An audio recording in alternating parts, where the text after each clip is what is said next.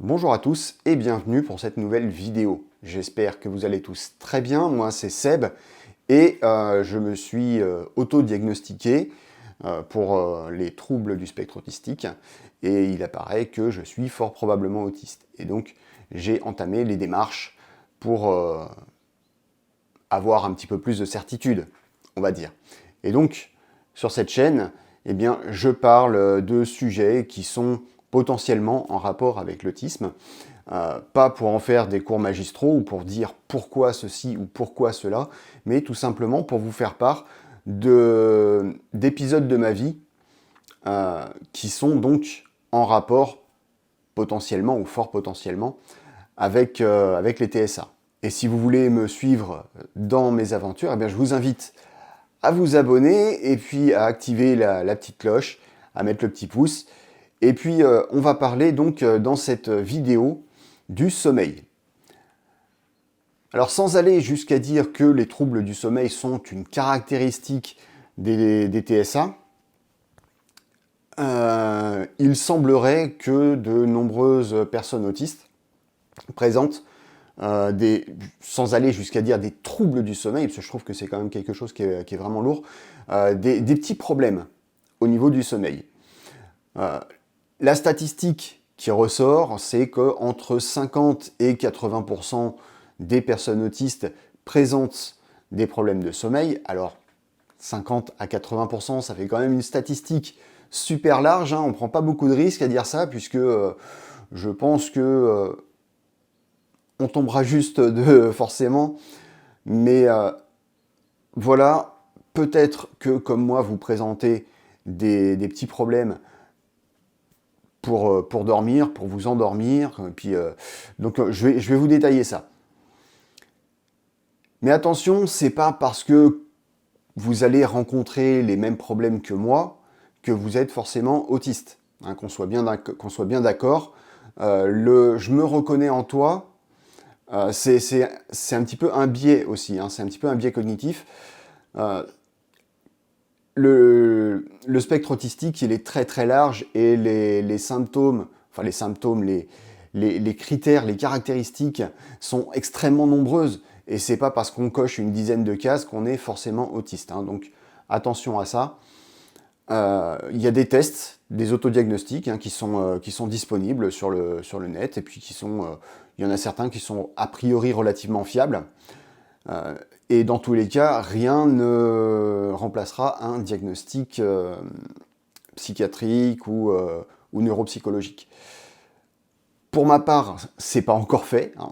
J'ai pas encore eu la chance d'aller jusque-là, sachant que si on passe par le CRA, il y en a quand même un petit peu pour 2 ans d'attente. Je viens de recevoir le mail. C'est bon, voilà quoi.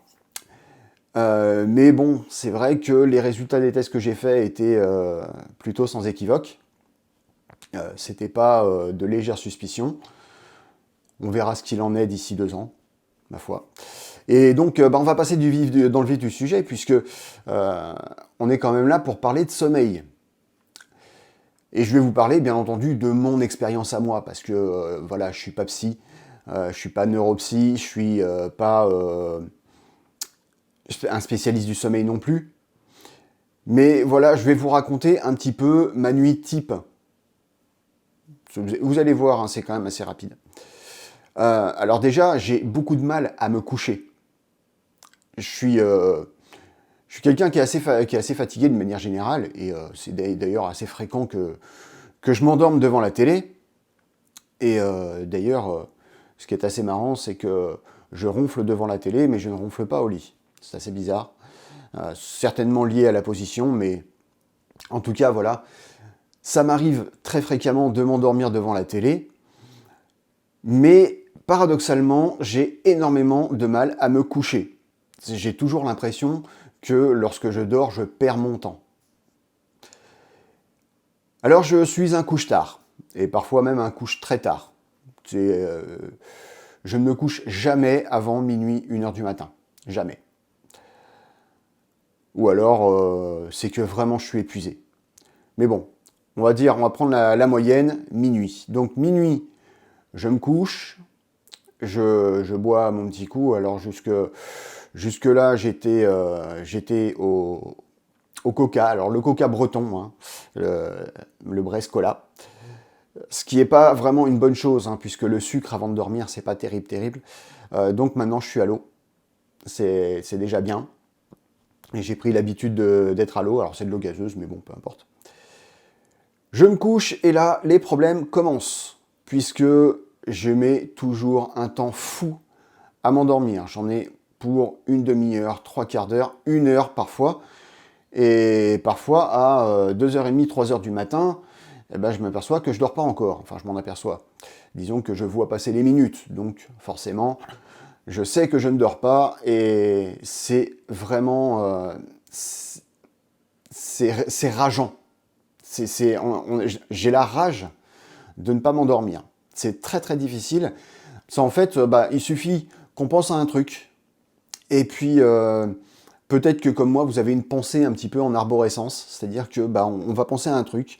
Et puis, on va avoir un cheminement d'idées qui va nous faire penser à ceci, à cela. Et pourquoi pas ça. Et peut-être que j'aurais dû faire ça. Et on se refait aussi le film de la journée. Et c'est hyper fatigant. C'est fatigant et c'est énervant.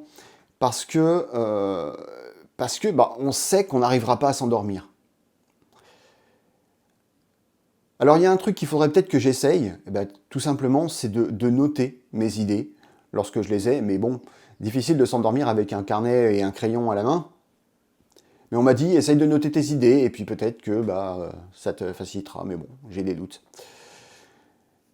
Et puis il y a un moment, forcément, où je finis par m'endormir. Et bien souvent, ça dure pas très très longtemps. Le réveil, il intervient assez vite, 3h, 3h30, 4h du matin. Parfois, j'ai un petit peu plus de chance et ça pousse jusqu'à 5h, 5h30, où j'arrive à enchaîner 3h, 3h30 de sommeil d'affilée. Alors, j'ai le sommeil extrêmement léger. Un rien peut me réveiller. Un bruit, le miaulement du chat. D'ailleurs, ce satané greffier me réveille souvent pour sortir au beau milieu de la nuit. Alors maintenant, je prends le coup de main, hein, c'est-à-dire que je le mets dehors avant de me coucher, mais il y a des fois, j'oublie. Et puis, des fois, je me réveille tout simplement naturellement. Il n'y a pas forcément besoin d'un bruit pour me réveiller. Une petite soif, une petite envie de pipi.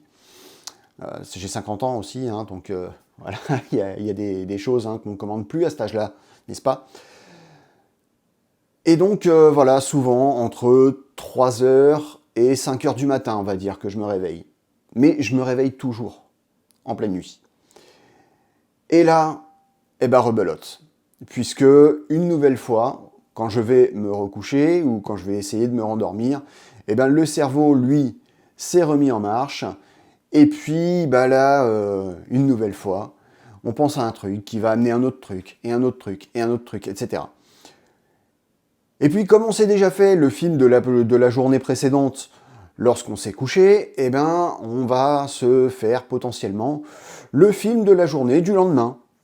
Voilà, peut-être que tu as des gens à voir, alors comment ça va se passer, et tiens, faut que tu parles à machin, qu'est-ce que tu vas lui dire, etc., etc., etc.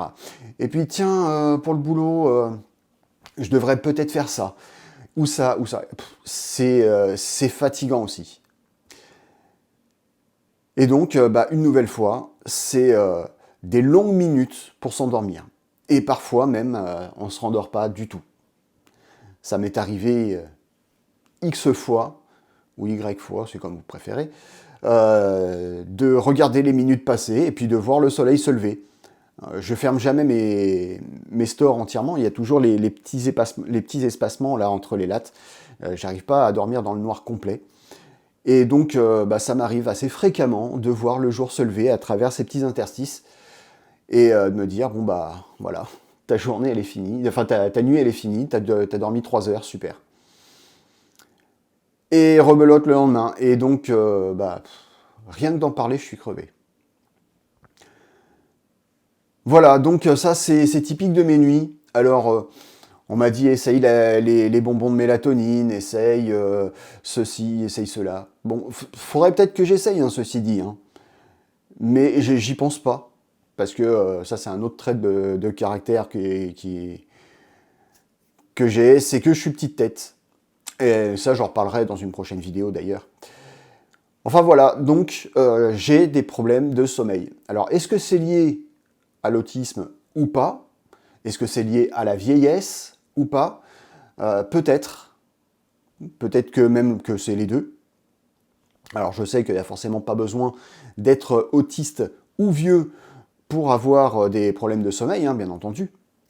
Voilà, c'est juste que c'est un trait qui revient a priori souvent chez les personnes autistes, des problèmes de sommeil. Donc, bah, écoutez, moi je vous invite à m'en parler en commentaire, parce que peut-être que vous avez vous aussi des problèmes de sommeil. N'hésitez pas à me raconter votre nuit type, pourquoi pas, hein. Ça va toujours mieux en le disant, qu'on dit parfois. Une nouvelle fois, bah, je vous invite à vous abonner si le contenu vous plaît, si vous avez envie d'en voir plus. Bien entendu, on parlera d'énormément de sujets hein, qui sont en lien avec l'autisme, mais pas que. Hein, des fois, je vous parlerai de trucs qui n'ont rien à voir, mais on ira sur des petits vlogs, des trucs comme ça de temps en temps. Enfin voilà. Alors oui, ça fait un petit peu style parler pour rien dire. Vous aurez peut-être pas appris grand-chose, mais c'est pas tant la vocation de ma chaîne de vous apprendre quelque chose. Parce que si vous êtes là, c'est que vous avez déjà probablement un lien avec l'autisme. Et si vous avez un lien avec l'autisme et que vous avez atterri sur ma chaîne, c'est que vous avez déjà probablement, comme moi, ingurgité énormément de vidéos et d'autres contenus sur le web, et que donc bah, vous savez déjà pas mal de choses.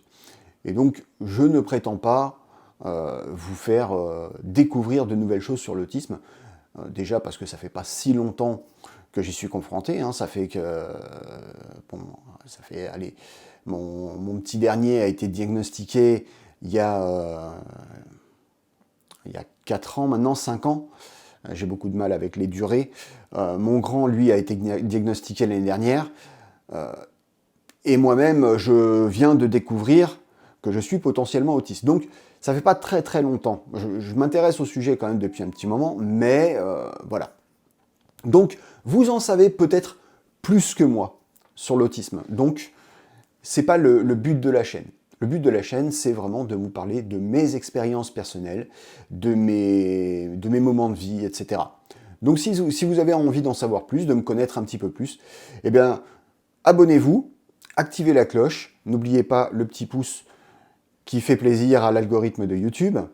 Et puis, d'ici la prochaine vidéo, je vous souhaite une très très bonne journée et à très bientôt. Bye!